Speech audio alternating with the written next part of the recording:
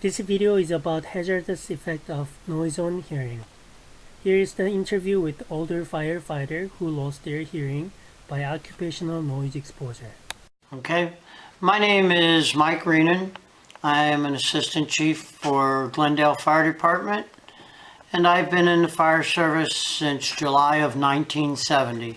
Over the years, I didn't notice it until my late 50s, and then I wasn't hearing high side women's voices. Some people said it was selective hearing, but after I went and had my hearing test, all of my high tones, I have zero hearing on them. Most of the time now I wear hearing aids. They're not the same as your own hearing.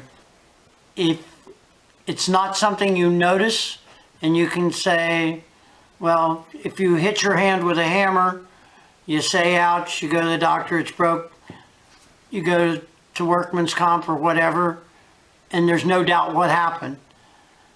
40 plus years of listening to sirens, running fire, you don't replace that level of your hearing. I have taken all the corrective measures I could do now. Doesn't bring it back.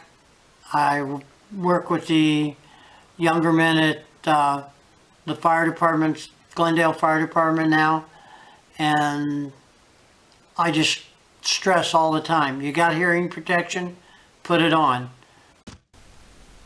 Noise-induced hearing loss is an irreversible condition for which there is currently no effective medical treatment, but it is almost always preventable. Noise-induced hearing loss is a significant occupational health problem for more than 1 million American firefighters due to their exposure to hazardous levels of intermittent noise from sirens, machinery, and fire truck engines. Understanding of basic anatomy for the ear gives you reason why it is so important to prevent noise-induced hearing loss before hearing loss occurred. Ear is divided into the outer ear, the middle ear, and the inner ear. Inner ear is responsible for hearing and balance. Cochlear is responsible for the auditory portion. The organ of Corti, situated in the cochlear, is considered to be the main organ for hearing. 16,000 hair cells exist within this organ and are considered to be the receptors of sound. Once these cells are damaged by loud noises, it never regenerated. That is why protection is the best cure for noise-induced hearing loss. It is important to use proper hearing protective equipment, and there are three main types of hearing protective equipment: ear muffs, ear plugs,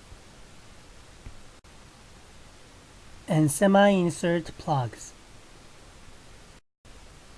Here is the demonstration how to correctly wearing ear plugs. First step is with clean hands, roll the entire ear plug into a small crease-free cylinder with your fingers.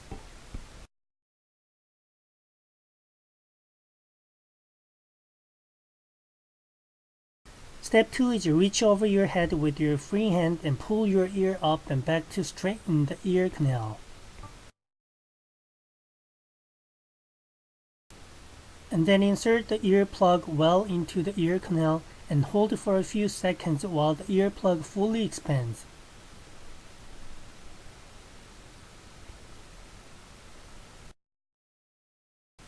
When properly fitted, the end of the ear plug should not be visible when you view yourself from the front in a mirror. For removal, gently twist the ear plug while slowly pulling it out of the ear canal in an outward motion. There are several ways to control exposure. Windows on fire truck must be raised when siren is on. When applicable, longer cords for equipment that needs to be hooked up on a generator should be considered. This will help distance the firefighters from the noise source.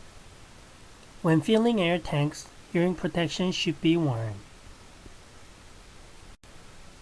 For the conclusions, prevention is the best cure for noise-induced hearing loss. Different ear muffs are available, and it is important to use ear muffs correctly. Awareness of hazardous noise. You are exposed to loud noise. Thanks for watching this video clips. This video is brought by ERC University of Cincinnati.